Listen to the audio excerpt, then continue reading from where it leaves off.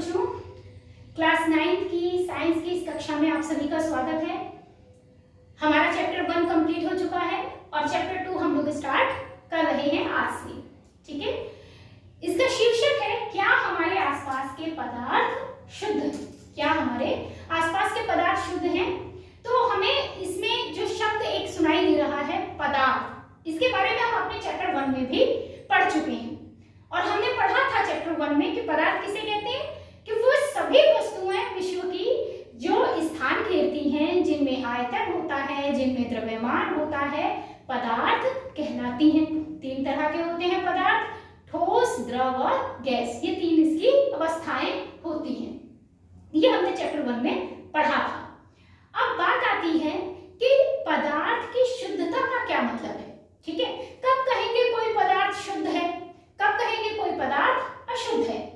तो शुद्ध पदार्थ किसे कहते हैं? एक प्योर मैटर या प्योर मटेरियल क्या कहलाएगा कि एक ऐसा पदार्थ जिसमें उपस्थित सभी कण समान रासायनिक प्रकृति के होते हैं।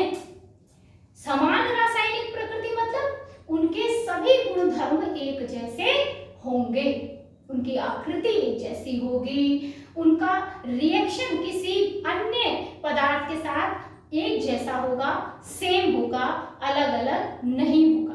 ठीक है, तो ऐसे पदार्थ को हम शुद्ध पदार्थ कहेंगे। जैसे अगर हम केवल और केवल जल की बात करें, हमने जल में कुछ भी नहीं मिलाया, केवल जल की बात करें, तो जल के जो अणु हैं वो एक ही आकार के होंगे, एक ही उनकी आयतन जो उसमें होगा, उसमें एक निश्चित घनत्व के अंदर एक बराबर मात्रा में आपके जो अणु हैं वो बिखरे हुए होंगे। ठीक है, उनका संगठन निश्चित होगा। इस तरीके से जो है हमारा ये जल जो है वो एक शुद्ध पदार्थ माना जाएगा। जल ही नहीं, चीनी की बात करें, चीनी एक शुद्ध पदार्थ है अपने आप में, नमक एक शुद्ध पदार्थ है अपने आप में। ठीक है, कोई भी दाने हैं अलग अलग आप देखें तो सब अपने आप में शुद्ध पदार्थ है। उनके कण आप देखें तो एक जैसी है। ठीक है, उनकी बनावट एक जैसी, उनका रूप एक जैसा, उनका है ना आकार एक जैसा। ठीक है, उनका स्वाद एक जैसा। ठीक, तो उनकी गंध अगर है तो गंध सब में एक सी।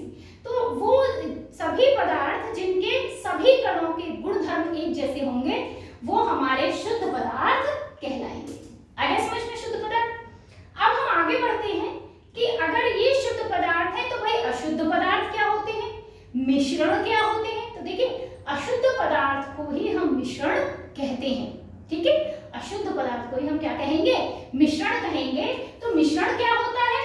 मिश्रण होता है वे अशुद्ध पदार्थ जो 2 या 2 से अधिक भिन्न पदार्थों को किसी अनुपात में मिलाने से प्राप्त होते हैं। कहने का मतलब ये है कि जब हम 2 या 2 से ज्यादा पदार्थों को आपस में मिला देते हैं तो भाई देखिए, एक ही पदार्थ के तो गुण एक जैसे, उसके सभी गुण एक जैसे। ठीक है, जैसे पानी में मैंने क्या क्या चीजें मिला दी, नमक मिला दिया, ठीक है, चीनी मिला दी। ठीक है, तो हम अगर पानी में नमक मिला दें, चीनी मिला दें तो आप देखिएगा पानी का कोई टेस्ट होता है? नहीं, पानी का कोई स्वाद नहीं है। पानी स्वादहीन है, रंगहीन है, गंधहीन है। लेकिन जब हम उसमें नमक मिला देंगे तो पानी का टेस्ट कैसा हो गया? नमकीन हो गया। उसका टेस्ट में नमक का स्वाद आने लगा। जब हम उसमें चीनी मिला देंगे तो एक मिठास भी आने लगेगी। ठीक है, तो क्या हुआ कि जो पदार्थ के सभी कणों की जो रासायनिक प्रकृति थी वो अलग अलग होने की वजह से जब हम उन्हें आपस में मिलाएंगे तो उनकी एक नई प्रकृति निकल के आ जाएगी। ठीक है, बात समझ आ गई? तो पानी में नमक मिलाया, चीनी मिलाई, ये सब चीजें अगर हमने घोल दी तो पानी के अणु तो मैंने ऐसे दिखाए। अब मान लीजिए पानी के अणुओं के साथ आपके इसमें नमक के अणु आए तो नमक के अणु मैं स्टार से दिखा रही हूं तो ये बीच बीच में आ गए। ठीक है, अब मान लीजिए मैं चीनी के अणु दिखा रही हूँ, चीनी के अणु ऐसे स्क्वायर शेप में दिखा रही हूँ तो ये देखिए ये चीनी के अणु आ गए। तो अब क्या पानी के सभी ये जो विलयन हमको प्राप्त हुआ, जो भी हमें पदार्थ प्राप्त हुआ, क्या इसके सभी कण एक जैसे हैं? नहीं, चीनी के कण अलग हैं, नमक के कण अलग हैं, पानी के कण अलग हैं। तो ये अब कैसा हो गया? ये शुद्ध नहीं रहा क्योंकि इसके सभी कण एक जैसे नहीं है। इसलिए ऐसे ऐसे पदार्थ को हम अशुद्ध पदार्थ कहेंगे और ये अशुद्ध पदार्थ क्या कहलाएगा? मिश्रण कहलाएगा। क्या कहलाएगा? ये मिश्रण कहलाएगा, मिक्सचर कहलाएगा। ठीक है, इंग्लिश में मिक्सचर, हिंदी में मिश्रण। आगे समझ में? तो मिश्रण किसे कहते हैं?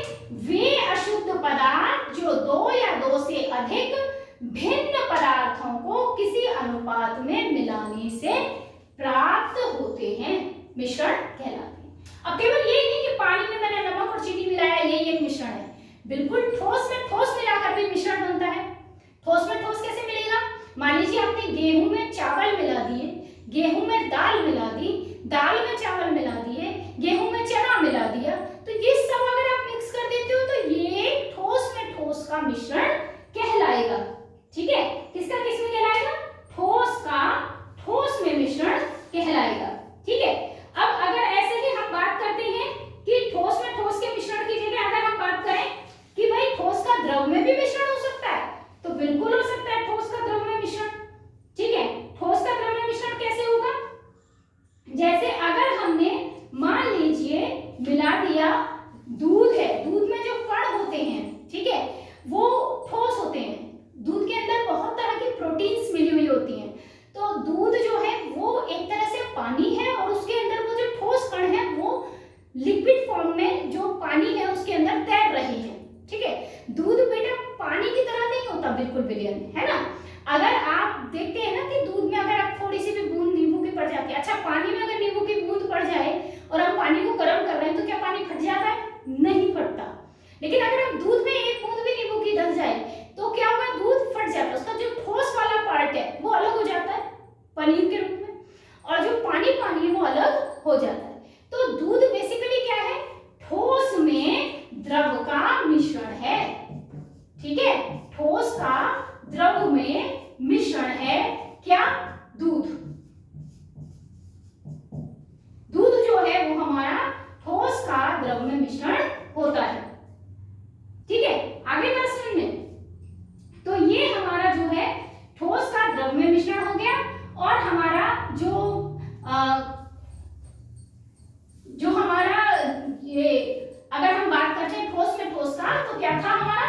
गेहूं है, गेहूं में हमने चने मिला दिए, चावल मिला दी, चीनी मिला दी, तो ठोस में ठोस चीजें मिला के चले गए, तो ये मिश्रण हो गया हमारा ठोस में ठोस का मिश्रण। ठीक है, आगे समझ में? तो ठोस का ठोस में भी मिश्रण बन सकता है, ठोस का द्रव में भी मिश्रण बन सकता है। ठीक, अब इसके बाद हम नेक्स्ट आगे और क्या बना सकते हैं? ऐसे ही हम ठोस में द्रव का बनाया, ठोस में गैस का भी बना सकते हैं हम। ठीक है, या गैस में ठोस का बना सकते हैं। गैस में ठोस का कैसे हो सकता है? गैस के अंदर अगर हम ठोस की बात करें तो गैस में ठोस का होता है जैसे कोहरा। आपने देखा होगा कोहरा, कोहरा क्या होता है कि जब बहुत ज्यादा ठंड पड़ती है, ठीक है, तो हमारी जो हवा है, वायु है, आप जानते हैं कि वायु में बहुत सारी गैसें होती हैं, इन गैसों के साथ साथ बहुत छोटी छोटी पानी की बूंदें भी होती हैं। गैस में बहुत सारे अणु हैं अलग अलग, ऑक्सीजन है, नाइट्रोजन है, कार्बन डाइऑक्साइड है, ऑर्गन है, इन सब के अणु हैं। ठीक है, तो ऑक्सीजन गैस है, कार्बन डाइऑक्साइड गैस है, नाइट्रोजन गैस है आपकी, ठीक है, और आपका ऑर्गन गैस है, आपका मीथेन गैस है आपकी, ठीक है, हाइड्रोजन गैस है थोड़ी सी, ठीक, तो बहुत सारी गैसेस हैं। ठीक है, अगर हम देखने बैठेंगे तो बहुत सारे, इन सबके साथ एक चीज होती है जलवाष्प। जलवाष्प जल की बहुत छोटी छोटी बूंदें होती हैं जो बिल्कुल हवा में भाप के रूप में तैरती रहती हैं। क्या होता है कि जब मौसम बहुत ठंडा होता है, टेम्परेचर बहुत डाउन हो जाता है हमारे वातावरण का, तो यही पानी की जो छोटी छोटी बूंदें हैं इन गैस के अणुओं के बीच में, ये क्या हो जाता है? बर्फ में बदल जाती है, क्योंकि हम जानते हैं कि 0 डिग्री सेल्सियस पर हमारी बर्फ बन जाती है। पढ़ा था हमने कि जो बर्फ होती है, बर्फ का हिमांक 0 डिग्री सेल्सियस होता है, तो पानी की ये बूंदें 0 डिग्री सेल्सियस पर बर्फ में बदल जाती हैं। जब ये बर्फ में बदल जाएंगी तो क्या होगा कि ये जब तक पानी की बूंदों के रूप में थी, ये पारदर्शी थी, इनमें से सब कुछ पार पार दिखाई दे रहा था। लेकिन जैसे ही ये ठोस रूप में हो गई, इनमें से कुछ भी आर पार दिखाई नहीं देगा। तो गैस है, ऑक्सीजन, कार्बन डाइऑक्साइड, नाइट्रोजन सब गैस हैं, लेकिन इन गैसों के बीच में, ठीक है, वो पानी की बूंदें किस रूप में, ठोस रूप में है। ठीक है, गैस के बीच में पानी की बूंदें किस रूप में हो गई, बर्फ के रूप में हो गई, ठोस रूप में हो गई। तो ये गैस में क्या हो गया, ठोस का मिश्रण बन गया। आगे समझ में, गैस में ये ठोस का मिश्रण। और एक एग्जांपल धुआं, आप इसमें एक एग्जांपल और ले सकते हैं, धुआं। धुआं भी गैस में ठोस का एग्जांपल कहा जा सकता है। धुआं कैसे, क्योंकि धुएं में क्या होता है, कार्बन के कण होते हैं जो हवा में तैरते हैं। जब हम किसी चीज को जलाते हैं, ठीक है, तो कार्बन डाइऑक्साइड गैस बनती है, साथ में जो कार्बन होता है, वो कार्बन जब हवा में तैरता है, तो आप देखिए, अगर आप कहीं भी कुछ, कहीं धुआं है और धुएं के ऊपर अगर आप कोई बर्तन लगा देते हैं या कोई भी अवरोध लगा देते हैं, कोई रोक लगा देते हैं, तो उस रोक पे काला काला जम जाता है। ठीक है, कार्बन जो है वो काले काले रूप में जम जाता है, जिसको वहां से छुड़ाकर लोग काजल बनाते हैं। ठीक है, तो ये क्या हो गया, गैस में ठोस का एक मिश्रण कहलाएगा। ठीक है, तो कहने का मतलब है केवल ऐसा नहीं है ठोस में ठोस का होता है, ठोस का द्रव में भी हो सकता है, ठोस का गैस में भी हो सकता है, द्रव में द्रव का हो सकता है, द्रव में द्रव का, जैसे हम दूध में पानी मिलाते हैं। गैस में गैस का हो सकता है, गैस में गैस का सबसे बढ़िया एग्जांपल हमारी हवा है, वायु है, क्योंकि वायु में बहुत सारी गैसें हैं जो आपस में मिक्स है। तो वायु क्या है, वायु गैसों का मिश्रण है। वायु क्या है, हमारी गैसों का मिश्रण है। ठीक है, तो ये यहां तक हो गया हमारा कि मिश्रण हम किसको कहते हैं। ठीक है ना, तो ये हो गया हमारा, वायु क्या है, हमारी गैसों का मिश्रण। ठीक, तो यहां तक हमारा ये क्लियर हो गया कि हमारे शुद्ध पदार्थ हम किन्हें कहते हैं और हम मिश्रण किसे कहते हैं। अब बात आती है कि मिश्रण के लक्षण क्या क्या होते हैं। भाई, हर एक पदार्थ को हम आपस में मिला दें तो वो मिश्रण कहलाए, ऐसा नहीं है। ठीक है, अभी हम आगे जाके पढ़ेंगे कि एक शब्द आता है यौगिक, और यौगिक मिश्रण नहीं होता, यौगिक में और मिश्रण में फर्क होता है। तो यौगिक को मिश्रण क्यों नहीं कह सकते, तो मिश्रण के लक्षण अगर पाए जाएंगे, किसी पदार्थ को अगर हम आपस में मिला रहे हैं, कोई भी पदार्थ है, दो या दो से अधिक, और उनको हम आपस में मिला रहे हैं, तो मिश्रण केवल तभी कहलाएगा जब उसमें ये सारे गुण होंगे, ये लक्षण होंगे। तो कौन कौन से लक्षण हैं, जरा बारी बारी से देखिए। नंबर 1, अनिश्चित संगठन होता है। मिश्रण का क्या होता है, अनिश्चित संगठन होता है, कोई निश्चित संगठन नहीं होता। ऐसा कोई जरूरी नहीं कि हम 1 किलो गेहूं में 1 किलो ही चावल मिलाएं, हम 1 किलो गेहूं में 1 किलो ही चना मिलाएं, हमारी मर्जी। हमको चने की मात्रा ज्यादा चाहिए तो हम 1 किलो गेहूं में 2 किलो चना मिला सकते हैं, हमें गेहूं की मात्रा ज्यादा चाहिए तो हम 2 किलो गेहूं में 1 किलो चना मिला सकते हैं। ठीक है, हमारी मर्जी है, हम आधा किलो मिलाएं कि 1 किलो मिलाएं, कौन सी चीज ज्यादा रखनी है, कौन सी चीज कम रखनी है, ये हमारी मर्जी है। हम अपने हिसाब से करेंगे, जैसा हमको सही लगेगा। तो कोई निश्चित संगठन नहीं होगा, मिश्रण में कभी भी निश्चित संगठन नहीं होता। कोई होता है दूध में बहुत कम पानी डालता है, कोई दूध में बहुत ज्यादा पानी डालता है। ठीक है, अब किसी को जब शिकंजी, आप लोग शिकंजी से बड़े अच्छे से परिचित हैं कि पानी के अंदर हम क्या मिलाते हैं, नींबू का रस मिलाते हैं, चीनी मिलाते हैं और थोड़ा सा नमक मिलाते हैं। अब ये सबकी अपनी अपनी होती है, कोई चीनी ज्यादा मिलाता है, नमक कम मिलाता है, कोई नमक ज्यादा मिलाता है, चीनी कम मिलाता है, कोई नींबू बहुत ज्यादा डालता है, खट्टा बनाता है बहुत ज्यादा, और कोई नींबू बहुत कम डालता है, जिसको खट्टा कम पसंद है वो नींबू कम डालता है। मतलब ये हमारी अपनी मर्जी है, कोई निश्चित संगठन नहीं है कि हमें कितना कितना मिलाना है, अनिश्चित संगठन है। क्लियर हो गया। सेकंड पॉइंट, पदार्थ के गुण ही मिश्रण के गुण होते हैं। जो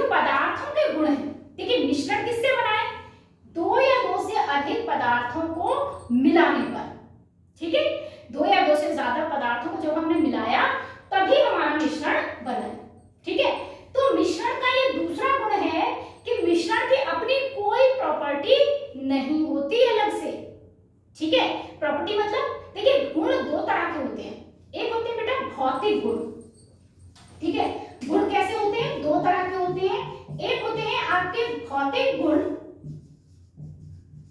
ठीक है, और दूसरे होते हैं आपके रासायनिक गुण। ठीक, अब भौतिक गुण का अंदर आता है आपका कि आपके भौतिक गुण में क्या क्या चीजें आएंगी। एक, सबसे पहले रंग कैसा है, नंबर 2 गंध कैसी है, नंबर 3 स्वाद कैसा है, ठीक है, नंबर 4 कि पानी में घुलेगा या नहीं घुलेगा, विलेयता कैसी है, अगर पानी में नहीं घुलेगा तो किसमें घुलेगा, ठीक है, ये विलेयता कैसी है। नंबर 5 क्वथनांक कैसा है, अगर वो कोई द्रव है तो उसे गर्म करें तो कौन सा टेम्परेचर है जिसमें वो भाप बन जाएगा।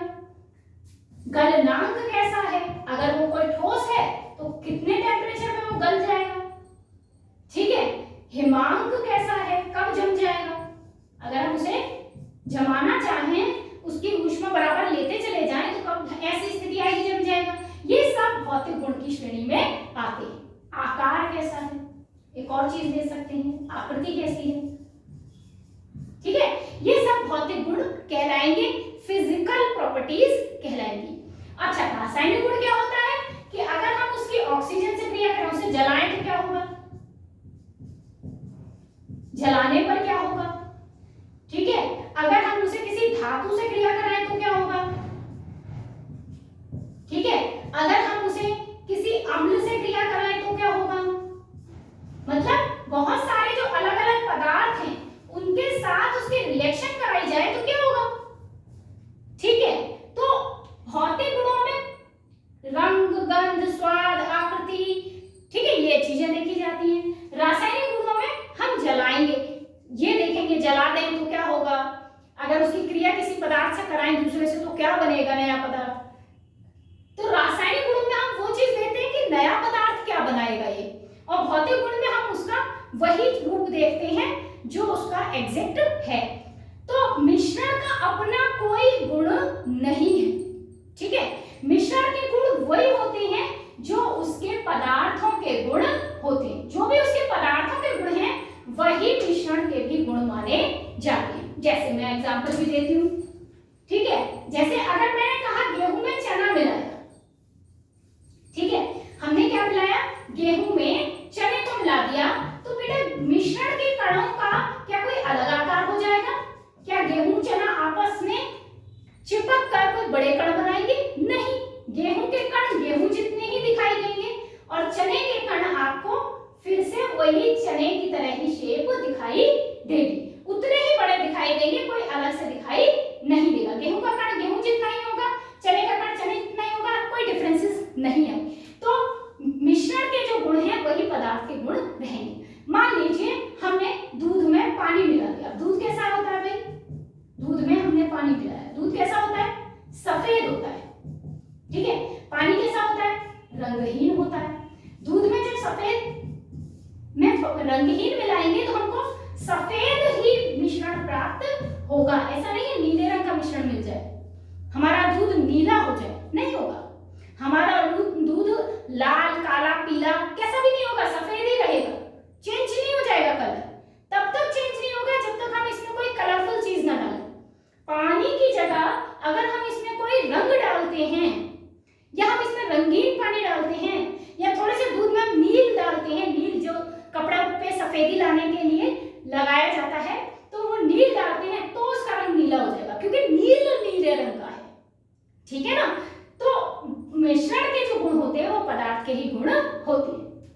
तीसरी बात आती है, घटकों को भौतिक विधियों से पृथक किया जा सकता है, यानी हम घटकों को भौतिक विधि मतलब हम उनके गुणों में कोई चेंज नहीं करेंगे, बिना गुणों में कोई परिवर्तन किए, बिना उनका रंग बदले, बिना उनका स्वाद बदले, बिना उनकी गंध बदले, बिना उनके क्वथनांक बदले, हम उन घटकों को अलग अलग करेंगे, उनके गुणों में कोई अंतर नहीं आएगा। रासायनिक विधि वो होती है जिसमें गुण में अंतर आ जाता है, भौतिक विधि वो होगी जिसमें गुण में कोई अंतर नहीं आएगा। तो घटकों को हम भौतिक विधियों से पृथक कर सकते हैं अगर, तो हम उन्हें मिश्रण कहेंगे। फिर मिश्रण का कोई निश्चित क्वथनांक या गलनांक नहीं होता, ये डिपेंड करेगा कि हम जो मिश्रण बना रहे हैं उस मिश्रण में जो पदार्थ हम मिला रहे हैं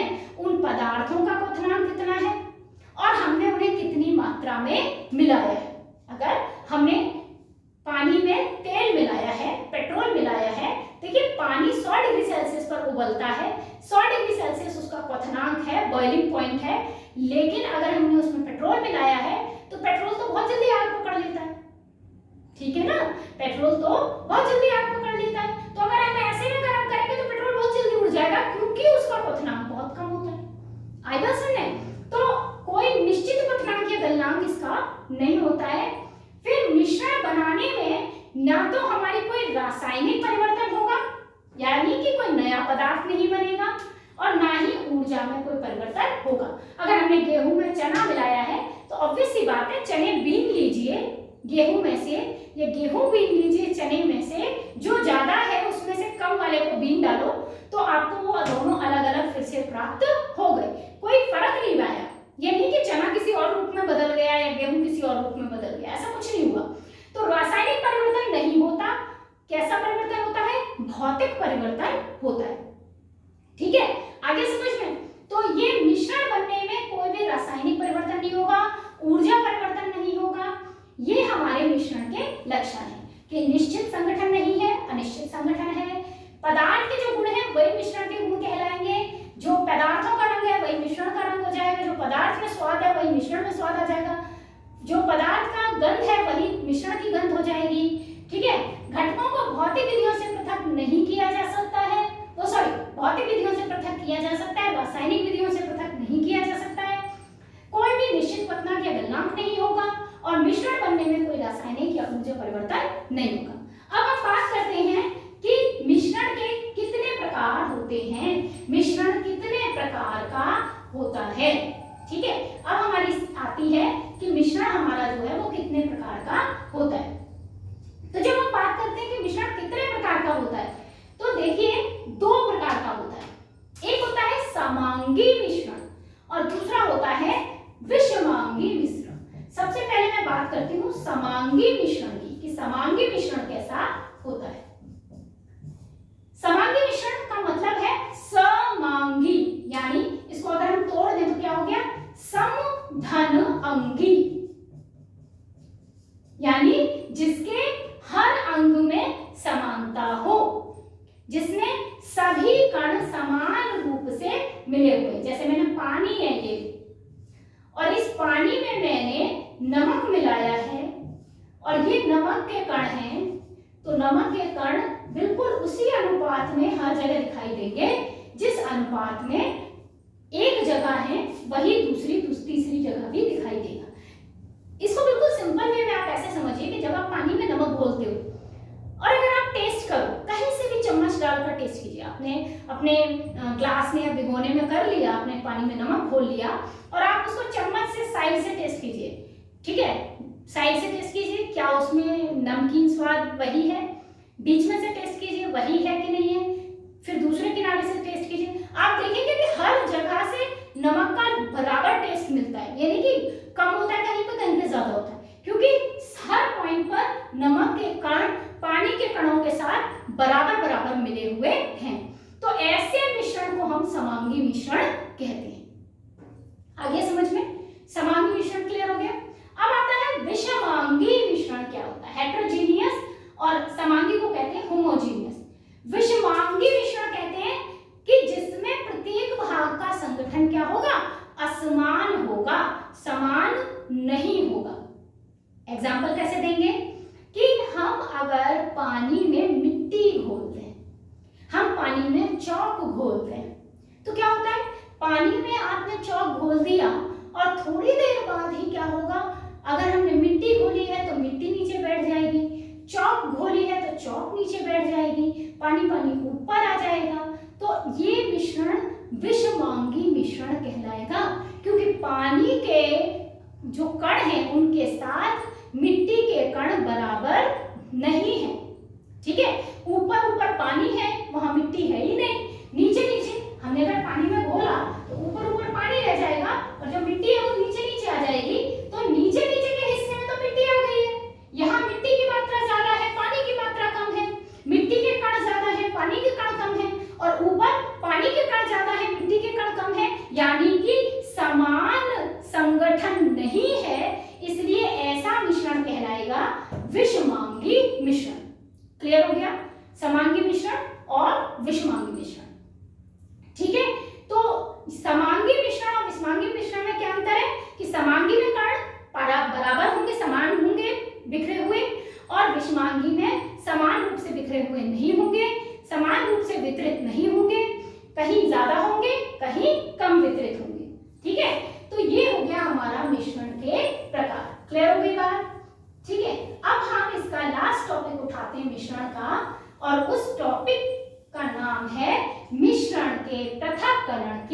विधियां कि हम मिश्रण को कैसे पृथक कर सकते हैं।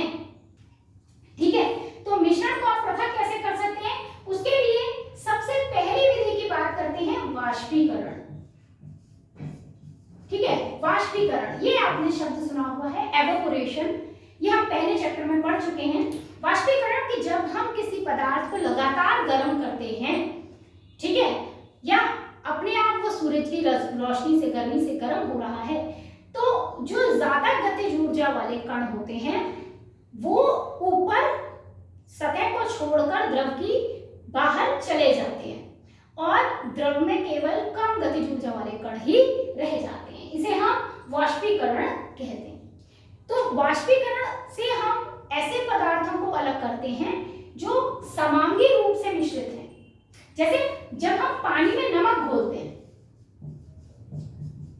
जल में नमक का जो मिश्रण है उसे हम वाष्पीकरण से ही अलग करते हैं। आपने सुना होगा कि पानी से नमक बनाया जाता है। कैसे बनाया जाता है कि बड़े बड़े तालाब बनाए जाते हैं, उनमें समुद्र का पानी या झीलों का खारा पानी, बहुत सारी खारी झीलें होती है, जैसे राजस्थान में एक सांभर झील है और उसका बहुत खारी पानी है, तो वहां नमक बनाया जाता है उस झील के पानी से।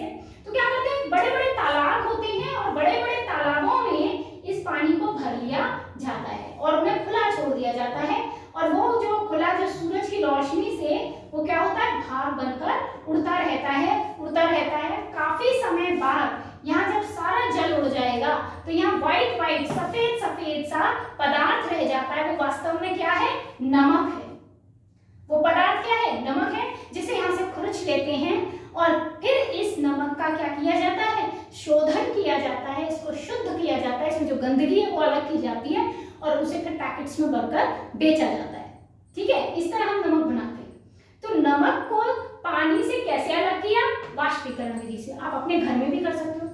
पानी में नमक घोलिए और उसे गैस पर एक भिगोने में रख के गर्म करने छोड़ दीजिए। ठीक है, तो क्या होगा, कुछ समय बाद पानी पानी सारा उड़ जाएगा और बर्तन की तली में सफेद सफेद पदार्थ आपका रह जाएगा। वो सफेद पदार्थ नमक है।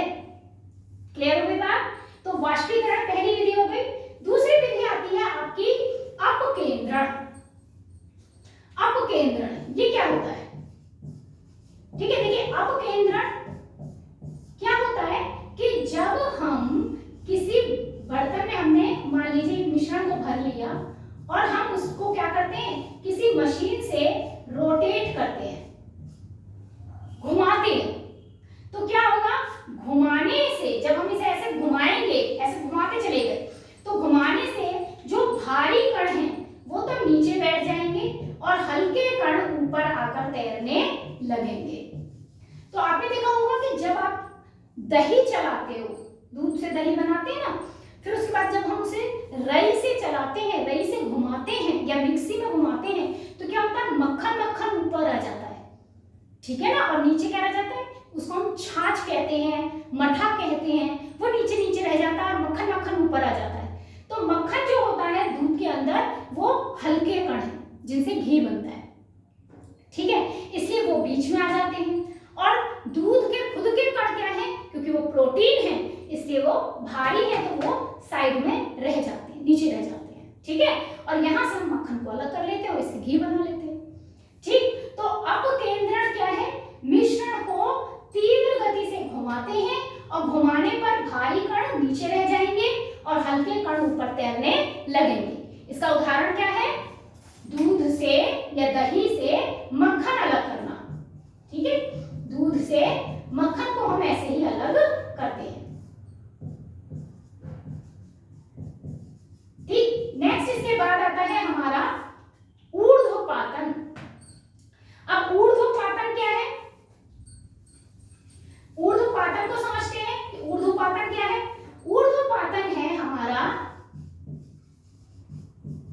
सब्लिमेशन, इसको इंग्लिश में कहते हैं, कि कुछ पदार्थ आपने ऐसे देखे होंगे, कभी आपने कपूर को देखा हो, कपूर आप लोग इंग्लिश में कहते हैं कैम्फर। तो कपूर क्या होता है कि जब हम कपूर को ऐसे खुला छोड़ देते हैं तो कपूर धीरे धीरे बिना, वो भाई देखिए वो ठोस है, अब ठोस को पहले द्रव बनना चाहिए, द्रव के बाद उसे गैस बनना चाहिए, बट कपूर क्या करता है, ठोस से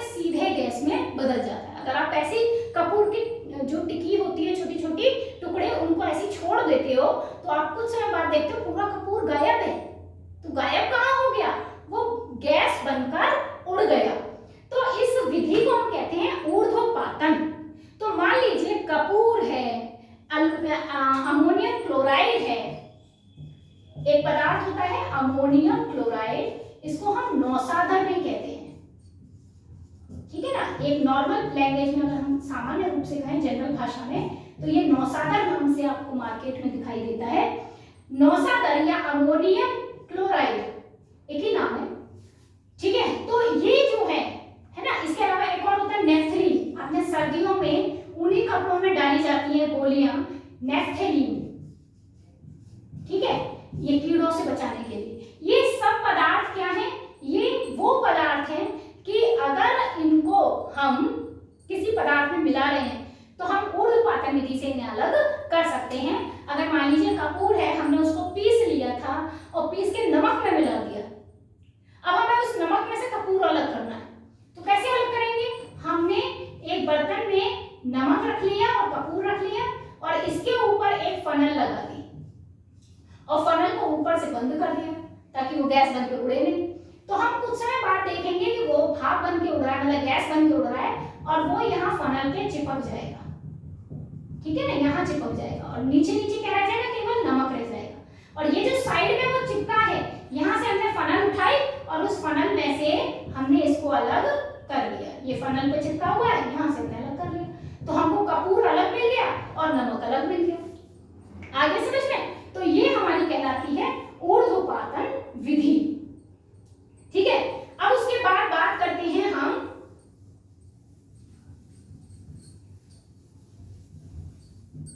क्रोमैटोग्राफी की। क्रोमैटोग्राफी क्या होती है? देखो, क्रोमैटोग्राफी किसे कहते हैं? ये यूज होती है विधि जब एक ही विलायक में भिन्न भिन्न विलेय पदार्थ हमें अलग करने हों, ठीक है। इससे क्या होता है? एक कांच की बनी एक जार शेप की चौड़े मुंह की नली होती है और ये कह लीजिए बीकर है, चौड़े मुंह का है, थोड़ा एक साथ बेलनाकार, और इसके अंदर हमने पानी भर लिया, कुछ थोड़ा सा पानी भर लिया। अब जो पानी भरा है ऊपर से हम क्या करते हैं? एक सोखता पेपर होता है हमारा जो पानी को सोख लेता है। एक विशेष प्रकार का पेपर होता है जो पानी को क्या करता है? सोख लेता है। और हमने जो मिश्रण क्रोमेटोग्राफी, क्रोमेटो का मतलब होता है रंग, तो ये रंगों को अलग करने के लिए प्रयोग में लाई जाती है। तो बहुत तरह की जो डाई होती है, ठीक है ना, आपने सुना होगा ना, बहुत तरह के रंग, डाई, जो कपड़े हैं उनको डाई किया जाता है, रंगा जाता है। तो बहुत तरह की जो डाई होती हैं, रंग होते हैं, उनके मिक्सचर को अलग करने के लिए क्रोमेटोग्राफी विधि का प्रयोग किया जाता है। तो यहाँ हमने वो रंग जो मिश्रण है उसकी बूंद को यहाँ पर लगा दिया। अब धीरे धीरे ये सोखता जो है ये बिल्कुल इतना रखा जाता है कि ये पानी के लेवल को टच करता रहे। फिर क्या होता है कि ये जो मिश्रण है ये तो यहाँ पे चिपक गया है। अब हमने जैसे जैसे ये पानी सोखता जाता है तो इस मिश्रण में जो रंग है उनकी विलेयता पानी में अलग अलग है, ठीक है ना। विलायक तो एक ही है पानी, यहाँ पर एक ही विलायक है पानी, लेकिन उस पानी में जो घुलने वाले रंग हैं वो अलग अलग है, ठीक है, उनकी विलेयता। तो जिस रंग की विलेयता कम है वो कम ऊंचाई तक ही जाएगा, जिस रंग की विलेयता ज्यादा है वो थोड़ा ऊंचाई तक जाएगा, जिसकी और ज्यादा है वो और ऊंचाई तक, जिसकी और ज्यादा है उसकी और ऊंचाई तक, ठीक है। तो ये अलग अलग पट्टियां बन जाएंगी रंगों की।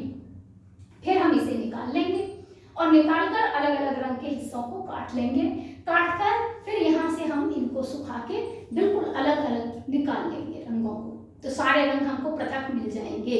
इस विधि को हम क्रोमेटोग्राफी कहते हैं। आ गया समझ में? अब इसके बाद हमारी नेक्स्ट आती है पृथक्करण विधि। पृथक्करण विधि क्या होती है? पृथक्करण कीप होती है एक, ठीक है, एक पृथक्करण कीप होती है इस तरीके की, और ये इसके अंदर यहाँ पर ये इसका मुंह है और यहाँ पे एक स्टॉप कॉक लगी होती है। ये बटन है, इसको हम घुमाएंगे तो ये मुंह खुल जाएगा, और जैसे नल का टेप होता है ना, और इसका जो नल होता है उसका मुंह बंद करने के लिए डिबरी लगी हुई होती है ऊपर से, बिल्कुल ऐसे ही इसमें लगी हुई है, तो ये खुलता है, बंद होता है।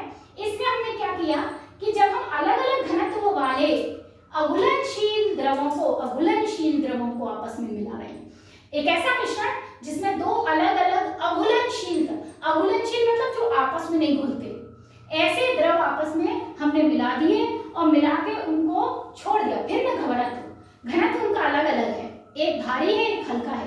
जैसे पानी में हमने मिलाया तेल, अब पानी में तेल मिलाया तो तेल और पानी को हमने यहाँ पे डाल दिया, क्या होगा कि हमारा पानी भारी है तो नीचे आ जाएगा और तेल जो है वो ऊपर तैरता रहेगा।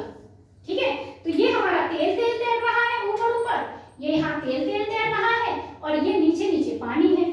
तो जब थोड़ी देर हम इसको ऐसे स्थिर छोड़ देंगे, स्थिर छोड़ दिया, थोड़ी देर बाद क्या होगा, पानी नीचे, तेल ऊपर। अब हमने इसका ये खोल दिया, जैसे हमने खोला और नीचे लगा दिया एक बर्तन, तो पानी इसमें नीचे आ जाएगा, सारा पानी नीचे आ गया, तेल केवल यहाँ पर रह जाएगा। तो तेल और पानी अलग अलग हो गए। आ गया समझ में? केवल तेल और पानी नहीं, घी और पानी को भी अलग कर सकते हैं। घी और पानी में भी बिल्कुल ऐसा ही होता है जैसे तेल और पानी में होता है। पेट्रोल और पानी को भी अलग कर सकते हैं। आगे समझ में? तो ये हमारी पृथक्करण कीप कहलाती है। ठीक है ना? अब इसके बाद बात करते हैं आसवन विधि।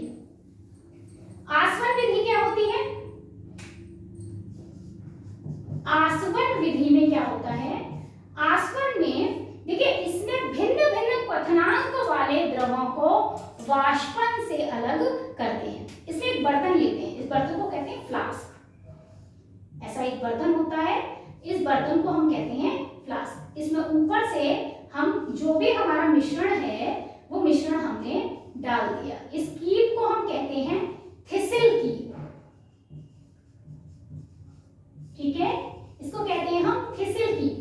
और यहां से हमने अपना मिश्रण अंदर डाला और इसको हमने गर्म किया। ये हमने स्टैंड बनाया है, इस स्टैंड पर हमने अपनी स्प्रिट लैंप लगाई हुई है जिसमें से गैस जो है वो आग के रूप में निकल रही है, जिससे ये फ्लास्क गर्म हो रहा है। इस फ्लास्क को हम एक अलग से स्टैंड पे रखते हैं ताकि ये हमारा कांच का बना है, टूटे नहीं। और इसमें जो है साथ में एक नली लगा दी जाती है और नली के साथ ये जो नली हमने लगाई है,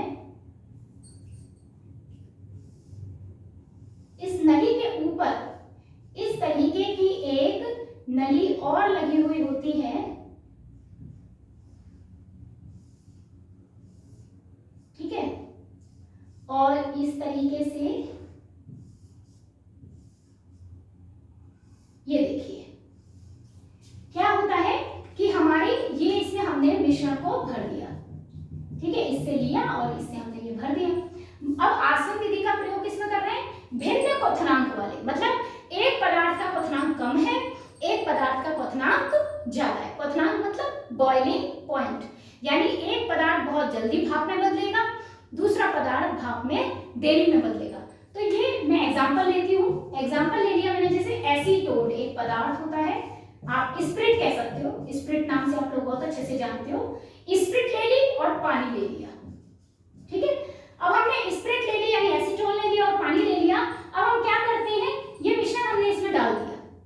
ठीक है, तो क्या होगा कि हमारी जो स्प्रिट है उसका क्वथनांक बहुत कम होता है। आपने देखा होगा थोड़ी देर आप खुला छोड़ दो तो स्प्रिट धीरे धीरे उड़ने लगती है ना, भाप में बदलने लगती है। तो ये स्प्रिट जो है उसका क्वथनांक बहुत कम है। पानी का क्वथनांक तो 100 डिग्री सेल्सियस बहुत ज्यादा है, स्प्रिट का क्वथनांक बहुत कम है। ठीक है, अराउंड 40 डिग्री सेल्सियस पे ही भाप में बन जाएगी। तो जैसे ही हम इसको गर्म करते हैं तो यहाँ से हमारा एसीटोन गर्म होकर यहाँ से गुजरता है। अब देखिए ये क्या है, इसको हम कहते हैं संघनित्र, कंडेंसर। ठीक है, इसमें ठंडा पानी बहता रहता है चारों तरफ से। यहाँ से ठंडा पानी डालते हैं और यहाँ से ठंडा पानी नीचे गिरता है और फिर ठंडा पानी डालते रहते हैं, गिरता रहता है। ये चारों ओर ठंडा पानी बहता रहता है, बर्फीला पानी। तो उससे क्या होता है कि ये जो गैस बनी वो गैस तुरंत ठंडी हो जाएगी, भाप ठंडी हो जाएगी, ठंडी होकर फिर से द्रव बन जाएगा और वो द्रव यहाँ इकट्ठा हो जाएगा। तो सारा एसीटोन यहाँ पर इकट्ठा हो गया। जब एसीटोन इकट्ठा हो गया, हमको लगा कि नहीं भाई सब पानी से एसीटोन सारा हमने इकट्ठा कर लिया है, हमने ये वाला जार हटा दिया। अब दूसरा खाली जार लगाया, फिर गर्म किया, तो अब सारा पानी भी अलग आ जाएगा। क्लियर हो गई बात? ठीक है, तो ये हमारी विधि कहलाएगी आसवन विधि। अब बात करते हैं आसवन विधि के बाद प्रभाजी आसवन विधि।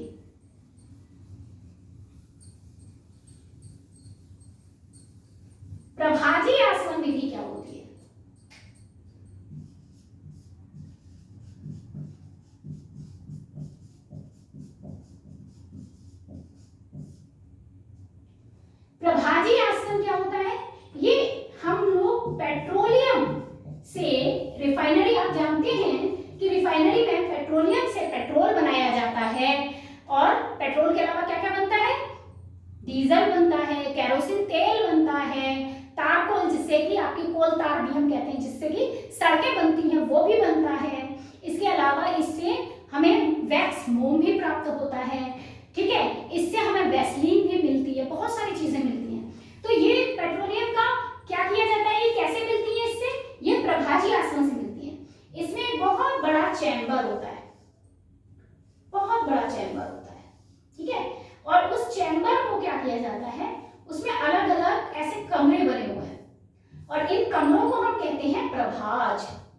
इन कमरों को हम क्या कहते हैं, प्रभाज कहते हैं, और इनमें सब में जाने के रास्ते बने हुए हैं निकालने के, ठीक है। हम क्या करते हैं, यहां से हम अपना पेट्रोलियम डालते हैं, सब में रास्ता बना हुआ है,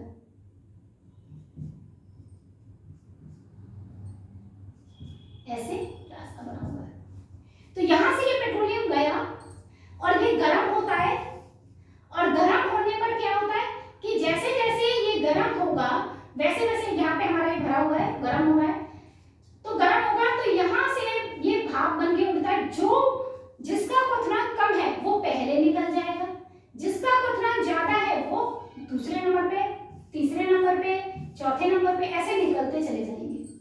तो सबसे कम क्वथनांक जो होता है वो हमारी नेचुरल गैसेज होती हैं, petroleum gas, liquid petroleum gas LPG, जो आपके घरों में खाना बनाने के लिए सिलेंडर में आती है, वो निकलती है।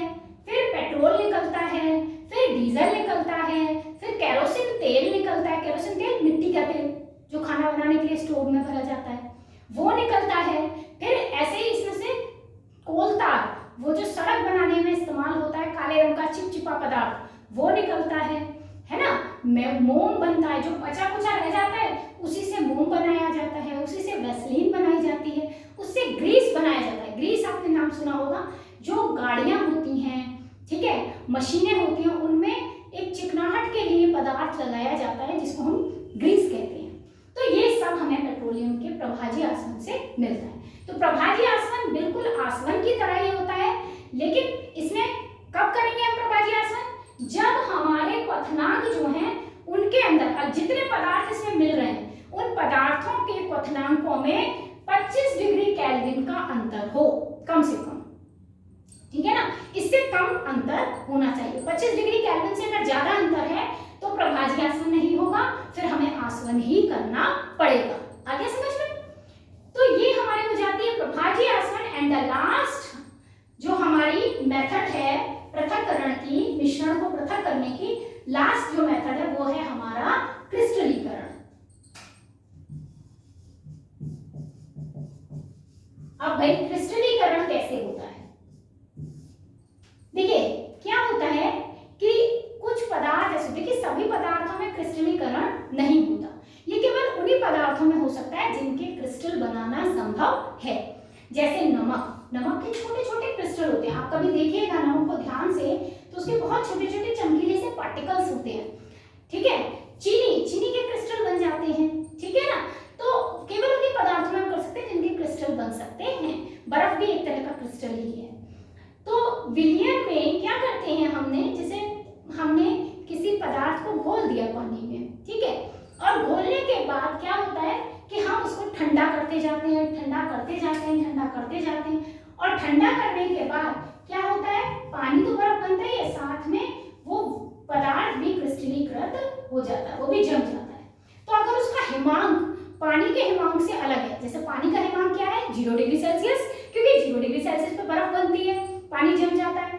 अगर मान लीजिए इसका हिमांक इससे भी पहले, तो ये पहले जम जाएगा, तब तक पानी नहीं जमा जब तक ये जम गया, ठीक है।